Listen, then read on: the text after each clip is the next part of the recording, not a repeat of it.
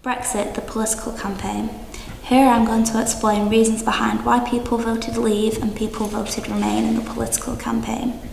Okay, so there are two main reasons why people voted to leave.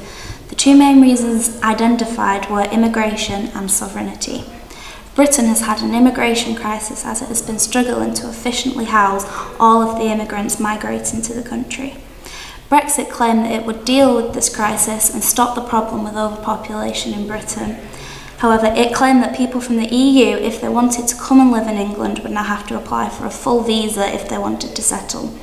However, people failed to recognise that a lot of Britain's immigration problem comes from migrants outside of the EU rather than inside, meaning that this would not have a massive impact.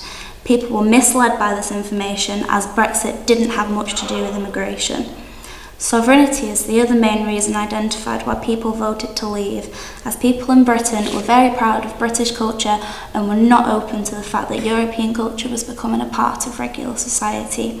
People wanted to make Britain British again, so voted leave because they were under the impression that it would bring Britain back to a previous state that it had previously been in. It has also been identified that people voted leave as a protest vote against the government as they were not happy with the current political state of the country. People voted leave so that Britain could make all its own laws, all its own decisions, without having it to be a shared decision through EU nations. It's been suggested that it would be a good economic opportunity to strike this deal, as Britain could strike all its own deals and all its own opportunities throughout the country, despite warnings from the Remain party who said that this would have a negative effect on the economy. Studies have shown that 68% of people with a university degree voted Remain. However, 70% of people who were educated at GCSE level or lower voted to leave the EU.